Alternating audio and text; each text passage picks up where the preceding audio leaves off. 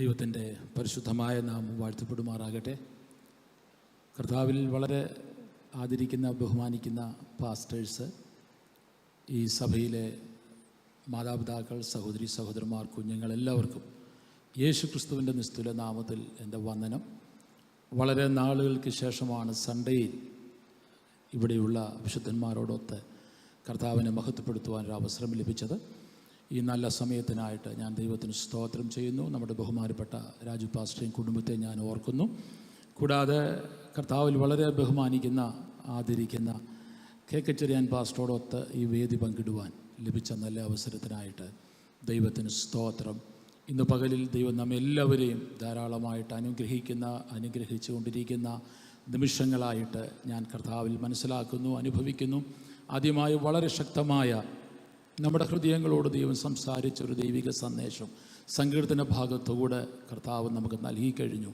നമ്മുടെ പ്രത്യാശ, നമ്മുടെ ധൈര്യം ഏത് പ്രതിസന്ധിയിലും ഞാനും നിങ്ങളും പിടിച്ചു നിൽക്കുന്നതിൻ്റെ കാരണം ആ ഒരു ബോധ്യമാണ്. സ്തോത്രം. എനിക്കെൻ്റെ ദൈവമുണ്ട്, എനിക്കെൻ്റെ ദൈവമുണ്ട്. എന്തെല്ലാം എൻ്റെ ചുറ്റുപാടുകളിൽ സംഭവിച്ചാലും എൻ്റെ ദൈവം എന്നോട് കൂടെയുണ്ട് എന്നുള്ള വലിയ ബോധ്യമാണ് എന്നെയും നിങ്ങളെയും പിടിച്ചു നിർത്തിയത്, നാളെയും പിടിച്ചു നിർത്തുന്നത്. ദൈവത്തിന് സ്തോത്രം, ദൈവത്തിന് സ്തോത്രം. ആ ഒരു വലിയ ബോധ്യമുള്ളവരൊക്കെ കർത്താവിനെ ഒന്ന് മഹത്വപ്പെടുത്തിയാട്ട്, കർത്താവിനെ ഒന്ന് ആരാധിച്ചാട്ട്. ആരൊക്കെ എൻ്റെ കൂടെ ഉണ്ട് എന്നുള്ളതല്ല എൻ്റെ വിഷയം, ആരെല്ലാം എൻ്റെ പക്ഷത്തുണ്ട് എന്നുള്ളതല്ല എൻ്റെ വിഷയം. എന്നെ വിളിച്ച്, എന്നെ സ്നേഹിച്ച, എന്നെ തിരഞ്ഞെടുത്ത്, എന്നെ കണ്ട എൻ്റെ ദൈവം, ആ ദൈവം സാധാരണക്കാരനല്ല. സകലതിനെയും നിർമ്മിച്ച സൃഷ്ടികർത്താവായ എൻ്റെ ദൈവം എന്നോട് കൂടെയുണ്ട്. ഹല്ലേലൂയ. അതുകൊണ്ടാണല്ലോ സങ്കീർത്തനക്കാരൻ 27 ഇങ്ങനെ പറയുന്നുണ്ട്, ഒരു സൈന്യം എനിക്കെതിരെ പാളയമിറങ്ങിയാലും ഞാൻ ഭയപ്പെടത്തില്ല, കാരണം എൻ്റെ ദൈവം എൻ്റെ കൂടെയുണ്ട്. ആ ദൈവം തരുന്ന ഉറപ്പ്, ഞാൻ നിന്നോട് കൂടെയുണ്ട്, ഞാൻ നിന്നെ തള്ളിക്കളയത്തില്ല, ഞാൻ നിന്നെ ഉപേക്ഷിക്കത്തില്ല, ഞാൻ നിന്നെ മറക്കത്തില്ല, ഞാൻ നിന്നോട് കൂടെയുണ്ട്, ഞാൻ നിന്നെ വിട്ടു പോവുകയില്ല എന്നുള്ള ആഴത്തിലെ ഉറപ്പ് തന്ന് നമ്മെ നടത്തുന്ന ഒരു നല്ല ദൈവം. ഹല്ലേലൂയ. ഈ ദൈവം നമുക്കുണ്ടല്ലോ. ഇനി നമുക്ക് വേറെ എന്താണ് വേണ്ടത്? മറ്റൊന്നും വേണ്ട. ഈ കർത്താവ് നമുക്കുണ്ട്. ആ കർത്താവിൻ്റെ സാന്നിധ്യത്തിൻ്റെ മറവിൽ ദൈവം നമ്മെ മറയ്ക്കുന്നു, നാളെയും മറയ്ക്കും. ഈ ഭൂമിയിലെ യാത്ര എന്നുവരെയുണ്ടോ, ഈ ഭൂമിയിലെ ഓട്ടം എന്നുവരെയുണ്ടോ, അന്നുവരെയും ഈ ദൈവം നമ്മോടുകൂടെയുണ്ട്. സ്തോത്രം. നമുക്കറിയാം, പഴയ നിയമത്തിൽ മോശയോട് ദൈവം പറഞ്ഞൊരു കാര്യമുണ്ട്, എനിക്ക് എൻ്റെ ജനത്തിൻ്റെ നടുവിൽ പാർക്കേണ്ടതിന് ഒരു കൂടാരം ഉണ്ടാക്കണം.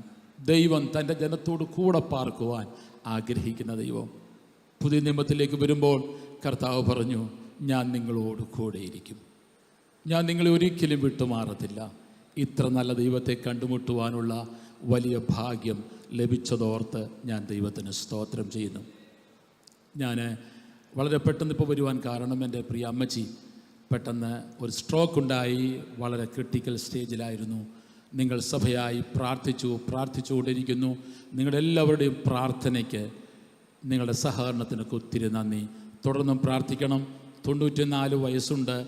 കർത്താവ് ഇതുവരെയും സൂക്ഷിച്ചു. ഞാൻ കഴിഞ്ഞ ദിവസങ്ങളൊക്കെ ഇങ്ങനെ ശാന്തമായി പ്രാർത്ഥിച്ചുകൊണ്ടിരുന്നപ്പോൾ ഞാൻ ചിന്തിക്കുകയായിരുന്നു, ദൈവം നൽകിയ 3 മക്കളെയും സുവിശേഷ വേലയ്ക്ക് വേണ്ടി നൽകിയ ഒരു അമ്മയാണത്. ഞാൻ ദൈവത്തെ സ്തുതിച്ചു. ഞാനിപ്പോഴും ഓർക്കുന്നുണ്ട്, ഞങ്ങളുടെ ചെറിയ പ്രായത്തിലൊക്കെ ഞങ്ങളോട് ഇങ്ങനെ പറയുമായിരുന്നു. ഞങ്ങളുടെ വീട്ടിലെ ഏതെങ്കിലും ദൈവദാസന്മാർ വന്നാൽ ഇങ്ങനെ പറയും, പാസ്റ്ററെ, ഈ കുഞ്ഞുങ്ങൾ 3 പേരും കർത്തൃവേലയ്ക്കുള്ളവരാ, ഇവരുടെ തലയിൽ കൈവച്ചെന്ന് പ്രാർത്ഥിച്ചിട്ടേ പോകാവൂ. ഞങ്ങളങ്ങനെ പാസ്റ്റേഴ്സിന് മുമ്പിൽ മുട്ടുമടക്കണം, അവർ ഞങ്ങൾക്ക് വേണ്ടി പ്രാർത്ഥിക്കും. ഞങ്ങളോട് പറയുമായിരുന്നു, ഞങ്ങളുടെ മാതാവും പിതാവും, ഞങ്ങൾ എത്ര നാൾ ഈ ഭൂമിയിലുണ്ടോ അത്രയും നാൾ കഷ്ടപ്പെട്ട് നിങ്ങളെ വളർത്തിക്കൊള്ളാം, നിങ്ങളെ പഠിപ്പിച്ചുകൊള്ളാം. നിങ്ങൾ ജോലി ചെയ്തോ ബിസിനസ് ചെയ്തോ ഞങ്ങളെ സഹായിക്കേണ്ട, നിങ്ങൾ ആത്മാക്കളെ നേടിയാൽ മതി, നിങ്ങൾ ദൈവരാജ്യത്തിന് ഇവിടെ നിന്നാൽ മാത്രം മതി. അങ്ങനെ പറയുന്നൊരു തലമുറ നമുക്കുണ്ടായിരുന്നു, നമ്മുടെ കേരളത്തിലുണ്ടായിരുന്നു. നമ്മുടെ പലരുടെയും മാതാപിതാക്കൾ അങ്ങനെയുള്ള മാതാപിതാക്കളാണ്. ഞാൻ മാതാപിതാക്കളെ ഓർത്ത് ദൈവത്തിന് സ്തോത്രം. തുടർന്നും നിങ്ങൾ പ്രാർത്ഥിക്കണം. ദൈവം നൽകിയ ചില ആത്മിക ചിന്തകൾക്ക് വേണ്ടി നിങ്ങളുടെ എല്ലാവരുടെയും ശ്രദ്ധയെ ഞാൻ വിശുദ്ധ തിരുവെഴുത്തിൻ്റെ ഒരു ഭാഗത്തേക്ക് ക്ഷണിക്കുവാൻ ആഗ്രഹിക്കുന്നു. അപ്പോസ്തല പ്രവൃത്തികളുടെ പുസ്തകം 8-ാമത്തെ അധ്യായത്തിൻ്റെ ആദ്യ ഭാഗങ്ങളിലേക്ക് നമുക്കൊരുമിച്ച് നമ്മുടെ ധ്യാനത്തെ, നമ്മുടെ ശ്രദ്ധയെ കൊണ്ടുപോകുവാനായിട്ട് ഞാൻ ആഗ്രഹിക്കുകയാണ്. വായിച്ച് നമുക്ക് സമയമെടുക്കേണ്ട ആവശ്യമില്ല. നമുക്കെല്ലാവർക്കും വളരെ പരിചയമുള്ള വേദഭാഗങ്ങളാണ്. സഭ, ആദിമസഭ പീഡയെ നേരിടുന്നു, പ്രതിസന്ധിയെ നേരിടുന്നു. ആർക്കും തടയുവാൻ കഴിയാത്ത വലിയ പീഡ, സഭ പീഡിപ്പിക്കപ്പെടുന്നു. പീഡിപ്പിക്കപ്പെട്ട സഭ ചിതറപ്പെടുന്നു. സ്തോത്രം. ഞാനിങ്ങനെ ചിന്തിക്കുകയായിരുന്നു. കർത്താവ് ആക്സ് 1:8 ഇങ്ങനെ പറഞ്ഞു, പരിശുദ്ധാത്മാവിൻ്റെ ശക്തി നിങ്ങളുടെ മേൽ വരുമ്പോൾ ജെറുസലേമിലും യഹൂദിയയിലും ശമരിയയിലും ഭൂമിയുടെ അറ്റത്തോളം നിങ്ങൾ എൻ്റെ സാക്ഷികൾ ആകും. അങ്ങനെ കുറേ നാളുകൾ കഴിഞ്ഞ്, കുറേ ദിവസങ്ങൾ കഴിഞ്ഞ് പരിശുദ്ധാത്മാവ് വന്നു. ദൈവസഭ സ്ഥാപിതമായി. ആത്മാവിൽ നിറയപ്പെട്ട സഭ ജെറുസലേം കേന്ദ്രമായി വളർന്നുകൊണ്ടിരുന്നു. സഭയുടെ വളർച്ച ത്വരിതഗതിയിലായിരുന്നു.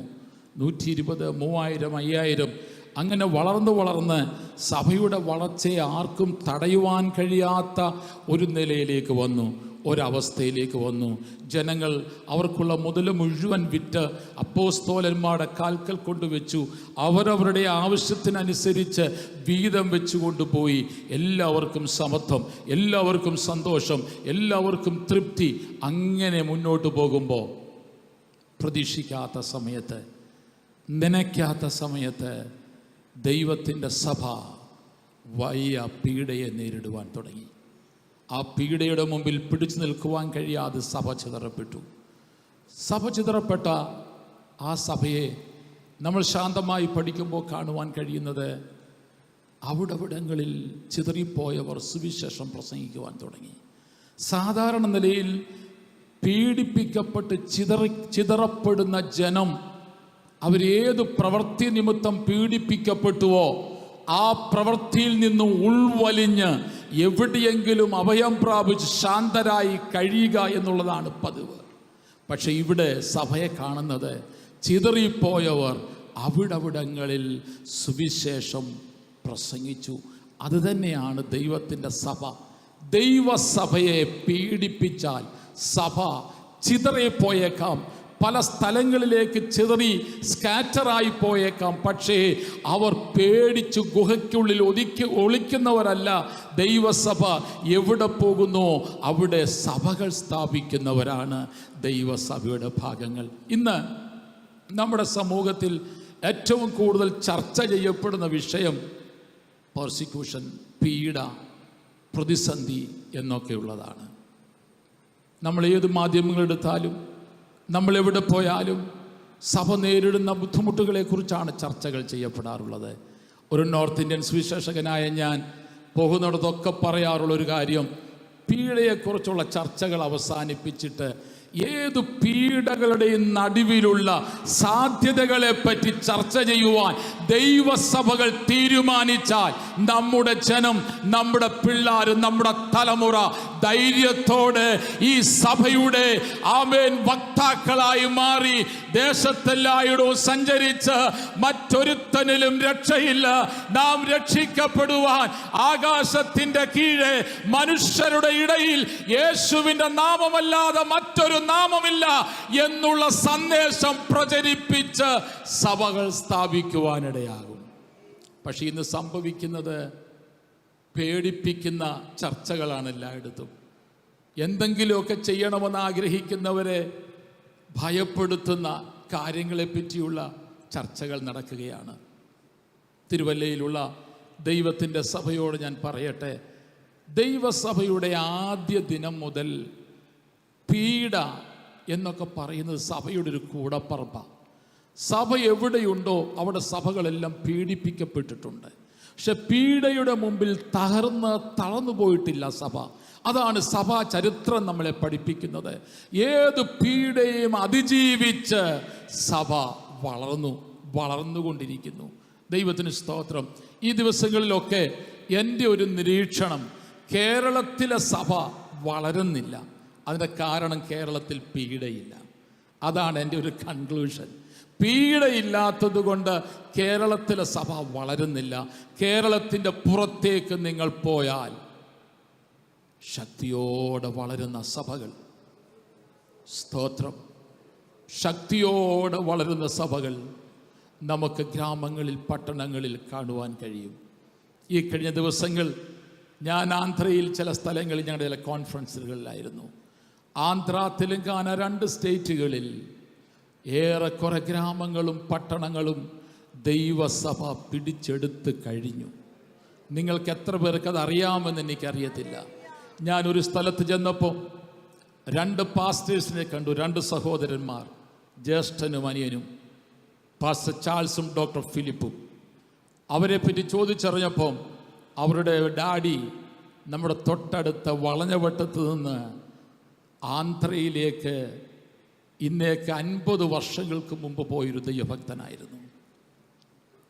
ആ ദൈവഭക്തൻ ദൈവസ്ഥലിൽ വിശ്രമിക്കുന്നു. ആൻറ്റി ഇപ്പോഴും ഉണ്ട്. ഞാൻ ആൻറ്റിയുമായി സംസാരിച്ചപ്പോൾ ആൻറ്റി പറഞ്ഞു, പാസ്റ്റർ സജി, പല തവണ ഞാനും എൻ്റെ ഭർത്താവും കുഞ്ഞുങ്ങളും ബാഗൊക്കെ പാക്ക് ചെയ്ത് തിരുവല്ലയിലേക്ക് ട്രെയിൻ കയറാൻ തീരുമാനിച്ചു.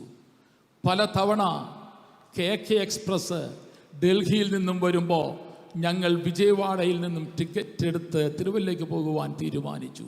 പക്ഷെ കർത്താവ് ഞങ്ങളെ വിട്ടില്ല. ഞങ്ങൾ പോയില്ല എന്ന് പറയുന്നതല്ല ശരി, കർത്താവ് ഞങ്ങളെ വിട്ടില്ല എന്ന് പറയുന്നതാണ് ശരി. ഞാൻ ചുരുക്കമായി പറയട്ടെ, ഇന്ന് 35,000-ത്തിലധികം വിശ്വാസികളുള്ള ഒരു ദൈവസഭയുടെ പാസ്റ്റേഴ്സാണ് ഈ സഹോദരങ്ങൾ. ഇന്നേക്ക് 13 വർഷം മുമ്പേ അവരുടെ പിതാവ് മരിക്കുമ്പോൾ സഭയുടെ വളർച്ച ആരംഭിച്ചു കഴിഞ്ഞു. സ്തോത്രം. ഇങ്ങനെ എത്രയെത്ര സഭകൾ, എത്രയെത്ര കൂട്ടങ്ങൾ നമ്മുടെ ദേശത്തെല്ലായിടവുമുണ്ട്. അതുകൊണ്ട് പീഡകളെ ഓർത്ത് ഭാരപ്പെടാതെ, പീഡിപ്പിക്കുന്ന ജനങ്ങളെ കൂടെ ചേർത്ത്, കൂടെ നിർത്തി, അവരുടെ മുറിവുകളെ കെട്ടി, അവർക്ക് വേണ്ടുന്ന എല്ലാ ഒത്താശകളും ചെയ്തു കൊടുത്ത് ഭാരതത്തിൻ്റെ ഗ്രാമങ്ങളിലും പട്ടണങ്ങളിലും ദൈവസഭകൾ സ്ഥാപിക്കുന്ന അതിമഹത്തായ ദൈവരാജ്യത്തിൻ്റെ ശുശ്രൂഷയുടെ പങ്കാളികളായി നാം മുന്നോട്ട് പോകുവാൻ തീരുമാനിച്ചാൽ നമ്മുടെ രാജ്യം യേശുവിനെ അംഗീകരിക്കും. നമ്മുടെ രാജ്യം യേശുവിനെ അംഗീകരിക്കും. ആമേ. കാരാഗ്രഹത്തിൽ കടന്നുകൊണ്ട് പൗലോസ് ഇങ്ങനെ പറയുന്നുണ്ട്. ഫിലിപ്പിയ ലേഖനം താൻ എഴുതുമ്പോൾ താൻ ഇങ്ങനെ എഴുതുകയാണ്, എല്ലാ മുഴങ്കാലും മടങ്ങും, എല്ലാ മുഴങ്കാലും മടങ്ങും, എല്ലാ നാവും ഏറ്റുപറയും യേശു ക്രിസ്തു കർത്താവെന്ന്. തിരുവല്ല പട്ടണത്തിലുള്ള ദൈവസഭയെ ഇന്നേക്ക് ഏകദേശം 2000 വർഷങ്ങൾക്ക് മുമ്പ് സുവിശേഷ നിമിത്തം കാരാഗ്രഹത്തിൽ അടയപ്പെട്ട ദൈവത്തിന്റെ ഭക്തൻ ആത്മാവിൽ വിളിച്ചു പറഞ്ഞത്, ആത്മാവിൽ എഴുതി വെച്ചത്, അത് നിറവേറിക്കൊണ്ടിരിക്കുകയാൽ സന്തോഷത്തോടുകൂടെ ദൈവത്തെ സ്തുതിക്കാം. ഇന്ത്യയിലുള്ള മുഴുവൻ ജനങ്ങൾ, ആഗോളതലത്തിലുള്ള മുഴുവൻ ജനങ്ങൾ, 800 കോടി ജനങ്ങളും എത്രയും പെട്ടെന്ന് ഏറ്റുപറയും, യേശുവാണ് ഞങ്ങളുടെ കർത്താവ്. അത് വിശ്വസിക്കുന്നവർ ശബ്ദമുയർത്തി, കരങ്ങൾ ഉയർത്തിപ്പിടിച്ച കർത്താവിനെ മഹത്വപ്പെടുത്തിയാട്ട് തിരുവല്ല പട്ടണത്തിൽ ഇത്രയും വിശുദ്ധന്മാർ ദൈവത്തെ സ്തുതിക്കുമ്പോൾ, ഹല്ലേലൂയ, ഹല്ലേലൂയ. ഞാൻ വിശ്വസിക്കുന്നു നമ്മുടെ നാട് ഭരിക്കുന്ന ഭരണകർത്താക്കൾ ഉൾപ്പെടെ ഏറ്റുപറയും യേശു കർത്താവെന്ന്. അവരുടെ എല്ലാം മുഴങ്കാലുകൾ മടങ്ങും യേശു ക്രിസ്തുവിൻ്റെ നാമത്തിൻ്റെ മുമ്പിൽ. വേഗത്തിൽ മുന്നോട്ട് പോകട്ടെ. പീഡിപ്പിക്കപ്പെട്ട സഭ ചിതറപ്പെട്ടു. പുതിയ നിയമത്തിലെ ആദ്യത്തെ രക്തസാക്ഷി, ആ സ്റ്റോറിയൊക്കെ നമുക്കറിയാമല്ലോ. ഇതിൽ എന്നെ ഏറ്റവും കൂടുതൽ ആവേശം കൊള്ളിക്കുന്ന, എനിക്ക് വളരെ പ്രചോദനം നൽകുന്ന ഒരു ദൈവ മനുഷ്യൻ ഈ ഭാഗത്തുണ്ട്. ഫിലിപ്പോസ് എന്നാണ് അദ്ദേഹത്തിൻ്റെ പേര്. ഈ ഫിലിപ്പോസിനെ ജെറുസലേം ദൈവസഭയിലെ ഒരു പ്രധാനപ്പെട്ട ശുശ്രൂഷയ്ക്കായി തിരഞ്ഞെടുക്കപ്പെട്ടൊരു ദൈവമനുഷ്യനായിരുന്നു. അതിലേക്കൊന്നും അതിൻ്റെ വിവരണത്തിലേക്ക് ഞാൻ കടക്കുന്നില്ല. പീഡിപ്പിക്കപ്പെട്ട ചിതറപ്പെട്ട ഈ ദൈവസഭയിൽ ഫിലിപ്പോസിന് വേണമായിരുന്നെങ്കിൽ ചിതറിപ്പോകേണ്ട ആവശ്യം അവിടെ ഇല്ല. അപ്പോസ്തലന്മാരാരും ചിതറിപ്പോയില്ല. പ്രധാനപ്പെട്ട സഭയുടെ പില്ലേഴ്സ് ആരും ചിതറിപ്പോയില്ല. ജനങ്ങളെല്ലാം ചിതറിപ്പോയി. സഭ ചിതറപ്പെട്ടു. പ്രധാനപ്പെട്ടവരാരും ചിതറിപ്പോയില്ല. ആ കൂട്ടത്തിൽ ഫിലിപ്പോസിനും വേണമായിരുന്നുവെങ്കിൽ യെരുശലേം സഭയുടെ സകല സുഖ സൗകര്യങ്ങളും അനുഭവിച്ച് ഒരു സുരക്ഷിത മേഖലയിൽ കഴിഞ്ഞുകൂടാമായിരുന്ന ഫിലിപ്പോസ് തനിക്ക് ലഭിച്ച കംഫർട്ട് എല്ലാം ഉപേക്ഷിച്ചു. സ്തോത്രം. ദർശനമുള്ളവൻ, വിളിയെ തിരിച്ചറിയുന്നവൻ, ദൈവം ഏൽപ്പിച്ച ശുശ്രൂഷയെപ്പറ്റി ബോധ്യമുള്ളവൻ സുരക്ഷിത മേഖലയിൽ അവിടെ ലഭിക്കുന്ന ആസ്വാദനങ്ങൾ അനുഭവിച്ചൊതുങ്ങിക്കൂടുകയില്ല. ദർശനമുള്ളവൻ ഏത് വെല്ലുവിളിയും ഏറ്റെടുത്ത് മുന്നോട്ട് സ്റ്റെപ്പുകൾ ലഭിക്കും. ഇന്നെ കേൾക്കുന്ന ദൈവത്തിൻ്റെ സഭയെ, ദൈവത്തിൻ്റെ മക്കളെ, പ്രതിസന്ധികൾ എന്തുമാകട്ടെ, വെല്ലുവിളികൾ എന്തുമാകട്ടെ, ഏത് വെല്ലുവിളികളെയും നേരിട്ടുകൊണ്ട് ദർശനത്തിനൊത്ത സ്റ്റെപ്പുകൾ വെക്കുവാൻ നിങ്ങൾ തീരുമാനിക്കുന്നുവെങ്കിൽ ഫിലിപ്പോസിന്റെ മേൽ പകർന്ന ദൈവത്തിൻ്റെ ധൈര്യത്തിൻ്റെ ആത്മാവ്, സമാധാനത്തിൻ്റെ ആത്മാവ്, അധികാരത്തിൻ്റെ ആത്മാവ്, ശക്തിയുടെ ആത്മാവ്, ജനങ്ങളെ ഭ്രമിപ്പിച്ച് കീഴ്പ്പെടുത്തി വാഴുന്ന മനുഷ്യ ദൈവങ്ങളുടെ കോട്ടകളെ പിടിച്ചെടുക്കുവാൻ, തകർക്കുവാനുള്ള ക്രിസ്തുവിൻ്റെ അധികാരത്തോടുകൂടെ ഫിലിപ്പോസിന് മുന്നോട്ട് പോകുവാൻ അവന്റെ കാലുകൾക്ക് ബലം നൽകിയ ദൈവത്തിൻ്റെ ആത്മാവ് ഇന്ന് പകലിൽ നമ്മുടെ മേൽ പകരപ്പെടും. ഈ ഫിലിപ്പോസ് പോയത് ശമര്യയിലേക്കാണ്. എൻ്റെ ഒരു ചോദ്യം, ഫിലിപ്പോസെ, താങ്കൾ എന്തിനാണ് ശമര്യയിലേക്ക് പോയത്? വേറെ ഏതൊക്കെ സ്ഥലങ്ങൾ തനിക്ക് പോകാമായിരുന്നു. എനിക്ക് മനസ്സിലായൊരു കാര്യം, ഫിലിപ്പോസ് എന്ന സുവിശേഷകൻ ഒരു കാര്യം മനസ്സിലാക്കി. ചില നാളുകൾക്ക് മുമ്പ് ശമര്യയിലെ മുഴുവൻ ജനങ്ങളും എൻ്റെ രക്ഷകനെ കണ്ടതായിരുന്നു, എൻ്റെ നാഥനെ മനസ്സിലാക്കിയവരായിരുന്നു. ആ സ്റ്റോറി നമുക്കറിയാം. യോഹന്നാൻ 4 ആ ശമര്യയിലുള്ള മുഴുവൻ ആൾക്കാരും വന്നിട്ട് യേശുവിനോട് പറയുകയാണ്, ഞങ്ങൾക്കിനിയും ഈ സഹോദരിയുടെ ഒത്താശയും ഹെൽപ്പും ഒന്നും വേണ്ട. ഞങ്ങൾ നേരിട്ട് വന്ന് പ്രവാചകനെ, ദൈവത്തിൻ്റെ പുത്രനെ കണ്ടു കഴിഞ്ഞു. നമ്മുടെ ഭാഷയിൽ പറഞ്ഞാൽ ശമരിയ പട്ടണത്തിൽ സുവിശേഷീകരണം നടന്നു. എല്ലാവരും യേശുവിനെ കണ്ടു. 100% റീച്ച് ചെയ്യപ്പെട്ടു. സുവിശേഷമെത്തിയ സ്ഥലം. കുറെ നാളുകൾ കഴിഞ്ഞപ്പോൾ ഒരു മനുഷ്യ ദൈവം കീഴ്പ്പെടുത്തി. മനുഷ്യ ദൈവത്തിൻ്റെ പേര് ശീമോൻ. ഇന്ന് ഇന്ത്യയിൽ ദൈവസഭ നേരിടുന്ന ഏറ്റവും വലിയ വെല്ലുവിളി ശാരീരികമായി നമ്മെ കയ്യേറ്റം ചെയ്യുന്ന, ഉപദ്രവിക്കുന്ന ആൾക്കാരല്ല, പിന്നെയോ ഇന്ത്യയിലെ പട്ടണങ്ങളിലും ഗ്രാമങ്ങളിലുമുള്ള ജനകോടികളെ ഭ്രമിപ്പിച്ച് ഭയപ്പെടുത്തി കീഴ്പ്പെടുത്തിയിട്ടിരിക്കുന്ന മനുഷ്യ ദൈവങ്ങളാണെന്ന് ദൈവസഭകൾ തിരിച്ചറിഞ്ഞ് ഫിലിപ്പോസ് അങ്ങനെയുള്ള മനുഷ്യ ദൈവത്തെ ടാർഗറ്റ് ചെയ്തു പോയതുപോലെ ഇന്ത്യയിലെ ദൈവസഭകൾ, ഇന്ത്യയിലെ ജനങ്ങളെ കണ്ണിനെ കുരുടാക്കുന്ന മനുഷ്യ ദൈവങ്ങൾക്കെതിരെ ആത്മീയ യുദ്ധം പ്രഖ്യാപിച്ചാൽ ഞാൻ വിശ്വസിക്കുന്നത് ഈ പുൽപിറ്റിൽ വിളിച്ചു പറയുന്നു, മനുഷ്യ ദൈവങ്ങൾ തകരും, ദൈവസഭകൾ വളരും. വിശ്വസിക്കുന്നവർ ദൈവത്തെ സ്തുതിച്ചാട്ടെ. ഹല്ലേലൂയ. നമ്മുടെ ഏറ്റവും വലിയ ഭീഷണി മനുഷ്യ ദൈവങ്ങളാ. നമ്മുടെ നാട്ടിൽ ഒത്തിരി മനുഷ്യ ദൈവങ്ങളുണ്ട്. കോടാനുകോടി ജനങ്ങളാണ് അവരുടെ ഫോളോവേഴ്സ്. സ്തോത്രം. അപ്പോൾ ഫിലിപ്പോസ് തീരുമാനിച്ചു, ഒരിക്കൽ എൻ്റെ യേശുവിനെ അംഗീകരിച്ച ആ പട്ടണത്തിലെ മുഴുവൻ ജനങ്ങളും ഇന്നൊരു മന്ത്രവാദി അടിമപ്പെടുത്തിയിരിക്കുകയാണ്. അവിടെ ഇങ്ങനെയാണ് ശീമോൻ എന്ന് പറയുന്ന മന്ത്രവാദിയെ കുറിച്ച് എഴുതിയിരിക്കുന്നത്. അവൻ മന്ത്രവാദം ചെയ്ത് ജനങ്ങളെ ഭ്രമിപ്പിക്കുന്നു. പേടിപ്പിക്കുന്ന സ്പിരിറ്റ്, ഭ്രമിപ്പിക്കുന്ന സ്പിരിറ്റ്, ഭയപ്പെടുത്തി അടിമകളാക്കി വാഴുന്ന ഒരു ആത്മാവ്, അങ്ങനെയുള്ള ആത്മമണ്ഡലത്തെ തകർക്കുവാൻ പരിശുദ്ധാത്മാവിൽ സ്റ്റെപ്പുകൾ മുന്നോട്ട് വയ്ക്കുന്ന ഫിലിപ്പോസുമാർക്കായി ഞാൻ ദൈവത്തെ സ്തുതിക്കുന്നു. ഇന്നെന്റെ വാക്കുകളെ കേൾക്കുന്ന അങ്ങനെയുള്ള ധാരാളം ഫിലിപ്പോസുമാർ ഉള്ളതോർത്ത് ഞാൻ ദൈവത്തെ സ്തുതിക്കുകയാണ്. എന്റെയും നിങ്ങളുടെയും കംഫർട്ട് മേഖലകളെ തകർത്തിട്ട് ദർശനത്തിനൊത്ത് മുന്നോട്ട് പോകുവാൻ നിങ്ങൾ തീരുമാനിച്ചു കഴിഞ്ഞാൽ, ഇന്ത്യയിലെ ജനകോടികളെ, ആഗോളതലത്തിലുള്ള സകല മനുഷ്യരെയും ഭ്രമിപ്പിക്കുന്ന ആത്മമണ്ഡലങ്ങളെ നമ്മൾ പിടിച്ചടക്കും. വിശ്വാസമുള്ളവർ ദൈവത്തെ ഒന്ന് സ്തുതിച്ചാട്ടെ. അവിടെ ഇങ്ങനെയാണ്, മന്ത്രവാദി ജനങ്ങളെ ഭ്രമിപ്പിക്കുന്നു, ഭയപ്പെടുത്തുന്നു. പക്ഷേ ഫിലിപ്പോസ് എന്ന സുവിശേഷകൻ സമാധാനത്തിൻ്റെ സുവിശേഷം പ്രസംഗിച്ചു. ഒരു വശത്ത് സമാധാനത്തിൻ്റെ സന്ദേശം പ്രചരിപ്പിക്കുന്നു, മറു സൈഡിൽ പേടിപ്പിക്കുന്ന, ഭയപ്പെടുത്തുന്ന മന്ത്രവാദങ്ങൾ ചെയ്ത് ജനങ്ങളെ അധീനപ്പെടുത്തിയിരിക്കുന്നു. സ്തോത്രം, സ്തോത്രം. നമ്മളവിടെ ശാന്തമായി ഒന്ന് വായിച്ചേ, പഠിച്ചേ, ധ്യാനിച്ചേ, നമുക്ക് മനസ്സിലാക്കുവാൻ കഴിയുന്നത് ശീമോൻ്റെ ബിസിനസ് തകർന്നു.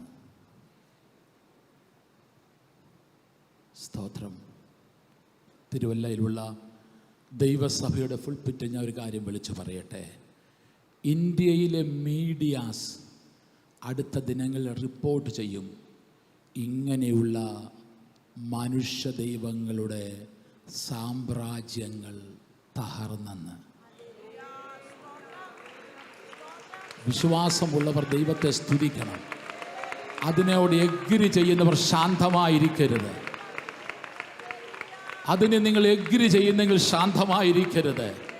ഇത് ഇന്ത്യയിലെ മീഡിയാസ് റിപ്പോർട്ട് ചെയ്യാൻ പോവുക. ഓൾറെഡി റിപ്പോർട്ട് ചെയ്തു തുടങ്ങി. സ്തോത്രം, സ്തോത്രം, സ്തോത്രം, സ്തോത്രം. ഞാൻ പറഞ്ഞല്ലോ, കഴിഞ്ഞ ദിവസം ആന്ധ്രയിൽ ഇന്ന് ഏറ്റവും കൂടുതൽ എൻ്റെ അറിവനുസരിച്ച് പന്തക്കോസ്ത് വിശ്വാസികളുള്ള ഒരു പ്രസ്ഥാനം നമ്മളാരും മനസ്സിലാക്കുന്ന പ്രസ്ഥാനമല്ല.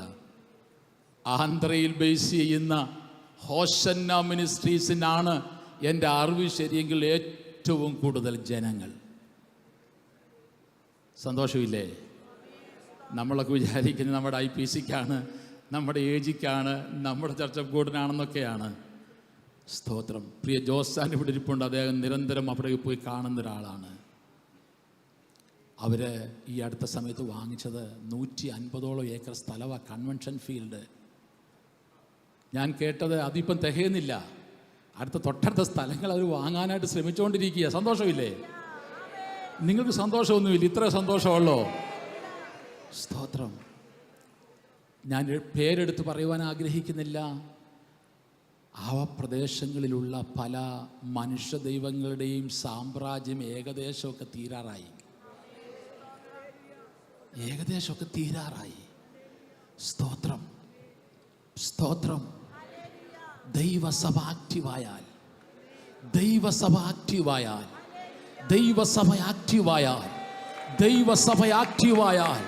പൈശാചിക ശക്തികൾ ഇനാക്റ്റീവ് ആകും. ഞാനത് വിശ്വസിക്കുന്നു. സാത്താന്യ കോട്ടകൾ തകരുമെന്ന് ഞാൻ വിശ്വസിക്കുന്നു. ദൈവത്തിന്റെ സഭ ആക്റ്റീവായാൽ സാത്താന്യ കോട്ടകൾ തകരുമെന്ന് ഞാൻ വിശ്വസിക്കുന്നു. 2 കൊരിന്ത്യർ 10:4 അപ്പോസ്തലനായ പൗലോസ് ഇങ്ങനെ വിളിച്ചു പറയുന്നുണ്ട്, ഞങ്ങളുടെ പോരിന്റെ ആയുധങ്ങൾ ജഡികങ്ങളല്ല, പിന്നെ ഞങ്ങളുടെ മേൽ പകർന്നിരിക്കുന്ന ദൈവത്തിന്റെ ശക്തി എന്ന് പറയുന്നത് സാത്താന്റെ കോട്ടകളെ പുള്ളിംഗ് ഡൗൺ ചെയ്യുവാൻ, വലിച്ചു താഴെയിടുവാൻ പര്യാപ്തമായ ദൈവശക്തിയാകുന്നു. ഹല്ലേലൂയ. എന്റെ പോരിന്റെ ആയുധങ്ങൾ ജഡികങ്ങളല്ല, പിന്നെ എന്റെ മേൽ പകർന്നിരിക്കുന്ന ദൈവശക്തിയോ സാത്താന്റെ കോട്ടകളെ വലിച്ചു താഴെയിടുവാൻ കരുത്തുള്ള ദൈവശക്തിയാണ്. ആ ശക്തി അനുഭവിക്കുന്ന ദൈവമക്കൾക്കായി സ്തോത്രം ചെയ്യുന്നു. ആ ശക്തി ഓപ്പറേറ്റ് ചെയ്യുന്ന ദൈവസഭകൾക്കായി സ്തോത്രം ചെയ്യുന്നു. സാത്താന്റെ കോട്ടകളെ വലിച്ചു താഴെയിടുവാൻ അധികാരം പ്രാപിച്ച ദൈവസഭയെ നമ്മൾ ശാന്തമായിരിക്കരുത്. കർത്താവ് പകർന്ന അധികാരം ഓപ്പറേറ്റ് ചെയ്തുകൊണ്ട് അന്ധകാര കോട്ടകളിലേക്ക് പെനിട്രേറ്റ് ചെയ്യുവാൻ ദൈവസഭയ്ക്കിടയാകട്ടെ. സ്തോത്രം, സ്തോത്രം, സ്തോത്രം, സ്തോത്രം, സ്തോത്രം, സ്തോത്രം, സ്തോത്രം, സ്തോത്രം, സ്തോത്രം, സ്തോത്രം, സ്തോത്രം, സ്തോത്രം.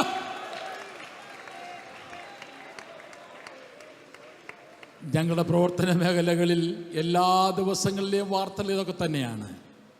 ഓരോ ദിവസവും കിട്ടുന്ന വാർത്തകൾ. സ്തോത്രം, സ്തോത്രം. ലൂക്കോസ് 10:19 കർത്താവ് പറഞ്ഞു, പാമ്പുകളെയും തേളുകളെയും ശത്രുവിൻ്റെ സകല ബലത്തെയും ചവിട്ടുവാൻ ഞാൻ നിങ്ങൾക്ക് അധികാരം തന്നിരിക്കുന്നു.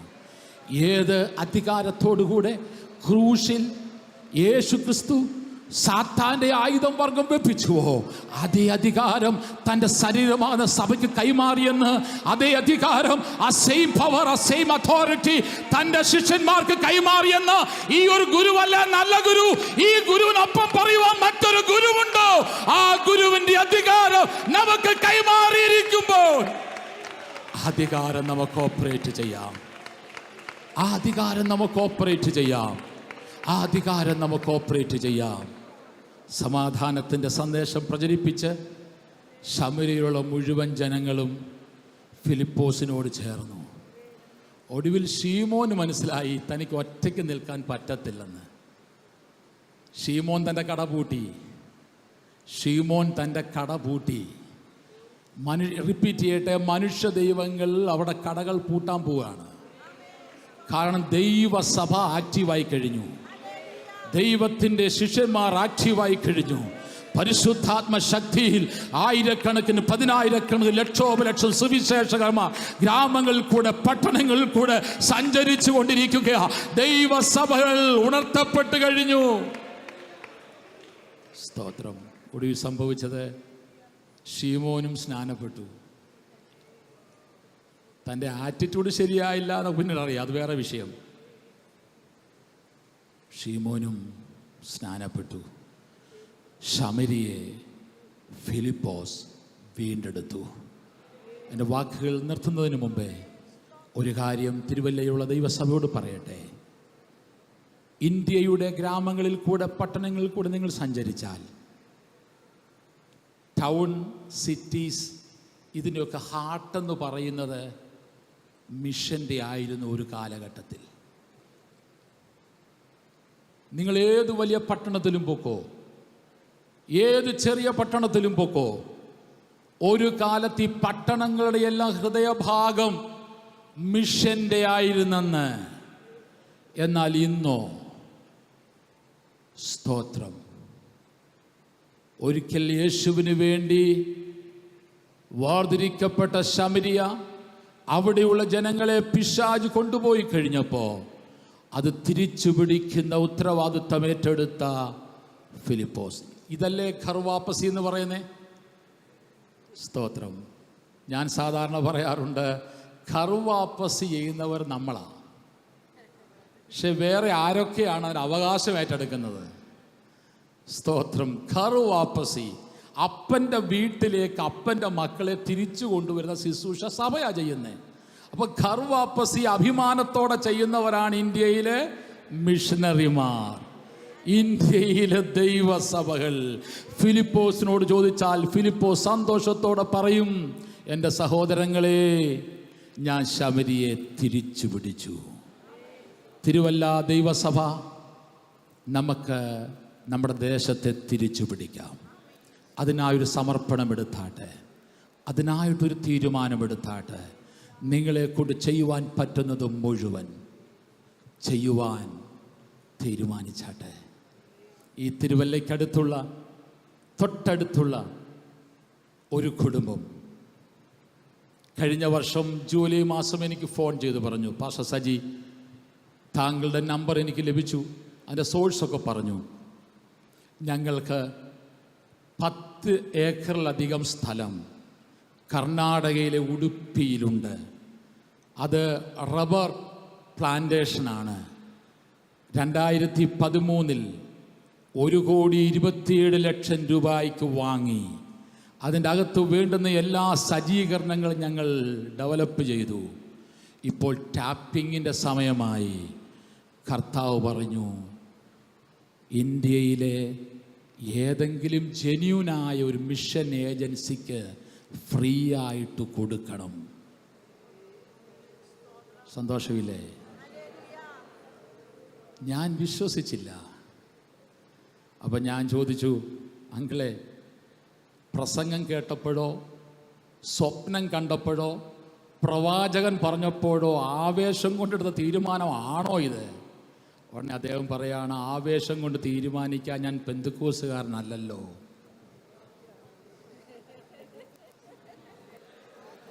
എൻ്റെ വായടഞ്ഞു പോയി, മറുപടി ഇല്ലാതായിപ്പോയി. ഞാൻ പെന്തക്കോസ്തുകാരനല്ലല്ലോ, ഞാനൊരു മർത്തോമക്കാരനാണ്. പക്ഷെ രക്ഷിക്കപ്പെട്ട ആൾ. അദ്ദേഹത്തിൻ്റെ ഭാഷ എങ്ങനെയായിരുന്നു? രക്ഷിക്കപ്പെട്ട ആളാണ്, വിശ്വാസ സ്നാനം സ്വീകരിച്ച ആളാണ്, ടങ്സിൽ ദൈവത്തെ ആരാധിക്കുന്നവരാണ്. പക്ഷെ പെന്തക്കോസ്ത് സഭയുടെ ഭാഗമല്ല. പിന്നെ കൂടുതൽ ചോദ്യങ്ങളൊന്നും എനിക്കില്ലാതെ പോയി. ചുരുക്കി പറഞ്ഞാൽ, ആ ലാൻഡ് ഇന്നേക്ക് 12 വർഷങ്ങൾക്ക് മുമ്പേ അത്രയും വില കൊടുത്ത് വാങ്ങിയ ലാൻഡിൻ്റെ ഇപ്പോഴത്തെ വില നിങ്ങളൊന്ന് ഊഹിച്ച് നോക്കിക്കേ. ആ ലാൻഡ് മുഴുവൻ കഴിഞ്ഞ ഓഗസ്റ്റിൽ ഞങ്ങളുടെ മിഷനെ രജിസ്റ്റർ ചെയ്ത് തന്നു. അപ്പോൾ ഈ രജിസ്ട്രേഷൻ കഴിഞ്ഞിട്ട് ഞങ്ങൾ സബ് രജിസ്ട്രാർ ഓഫീസിൽ ഇങ്ങനെ ഇരിക്കുമ്പോൾ ഞാൻ ചോദിച്ചു, അങ്കിളെ, ആൻറ്റി, ഇതിൻ്റെ പിന്നിൽ നിങ്ങൾക്കുണ്ടായ നിയോഗം എന്താണ്? അവർ പറയുകയാണ്, ഞങ്ങൾക്ക് വേണ്ടതെല്ലാം ദൈവം തന്നിട്ടുണ്ട്. പക്ഷേ അടുത്ത് പറഞ്ഞതാണ് എൻ്റെ കണ്ണ് നിറച്ചത്. തിരുവല്ലയിൽ കിഴക്കമ്പത്തൂറ്റ് ഇതുവരെ ഞങ്ങൾ നല്ല വീട് വെച്ചിട്ടില്ല. ഇനി ഞങ്ങൾ വീട് വയ്ക്കും. കാരണം ഇന്ത്യയുടെ മിഷന് ഏറ്റവും പ്രധാനപ്പെട്ട ഞങ്ങളുടെ പുരുഷായുസ്യം അധ്വാനിച്ചത് മുഴുവൻ കൊടുത്തു കഴിഞ്ഞപ്പോൾ വീട് വെക്കാനുള്ള നിയോഗം ഇപ്പോൾ കിട്ടുന്നുണ്ട്. ഞാൻ അടുത്ത ദിവസം പറഞ്ഞു, ഒരു വീടിൻ്റെ പണി തുടങ്ങിയെന്ന്. അപ്പോൾ ഞാൻ ചോദിച്ചു, അപ്പോൾ അവർ പറഞ്ഞത്, ഏറ്റവും കൂടുതൽ സാത്താന്യ ആരാധന നടക്കുന്ന ഒരു മേഖലയാണ് ആ മേഖല.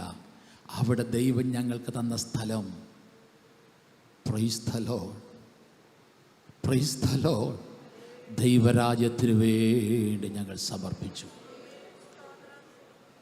നമുക്കിന്ന് പകൽക്കാലം ഒരു തീരുമാനമെടുക്കാം.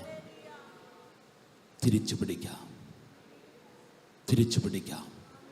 സഭ ജനങ്ങളെ തിരിച്ചു പിടിക്കും. ആത്മശക്തിയോടുകൂടെ ശമരിയിലേക്ക് പോയ ഫിലിപ്പോസിൻ്റെ കൂട്ട് തൻ്റെ ഇടത്തോടെ സ്റ്റെപ്പുകൾ മുന്നോട്ട് വയ്ക്കാം. എത്ര പേർ അതിനുവേണ്ടി തങ്ങളെ തന്നെ സമർപ്പിക്കുന്നു? എത്ര കുഞ്ഞുങ്ങൾ അതിനായി തങ്ങളെ തന്നെ സമർപ്പിക്കുന്നു? യേശു നമ്മോട് കൂടെയുണ്ട്. നമ്മുടെ കർത്താവ് വരാറായി. നമ്മുടെ ഭാരതം യേശുവിനെ അറിയട്ടെ. നമ്മുടെ ഭാരതം യേശുവിനെ അറിയട്ടെ. നമ്മുടെ ഭാരതം യേശുവിനെ അറിയട്ടെ. നമ്മുടെ ഭാരതം യേശുവിനെ അറിയട്ടെ. എല്ലാ മുഴങ്കാലും അടങ്ങും, എല്ലാ നാവും ഏറ്റുപറയും, കർത്താവായ യേശു ആണ് കർത്താവ്. സ്തോത്രം. യേശു പറഞ്ഞു, ഞാൻ എൻ്റെ സഭയെ പണിയും, പാതാള ഗോപുരങ്ങൾ അതിനെ ജയിക്കില്ല. ഞാൻ എൻ്റെ സഭയെ പണിയും, പാതാള ഗോപുരങ്ങൾ അതിനെ ജയിക്കില്ല. ജയത്തോടെ മുന്നോട്ട് പോകുവാൻ ഇന്ത്യയിലെ ദൈവസഭയ്ക്ക് ഇടയാകട്ടെ.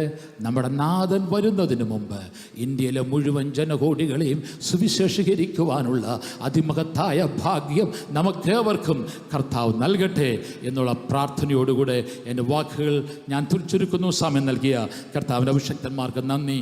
God bless you.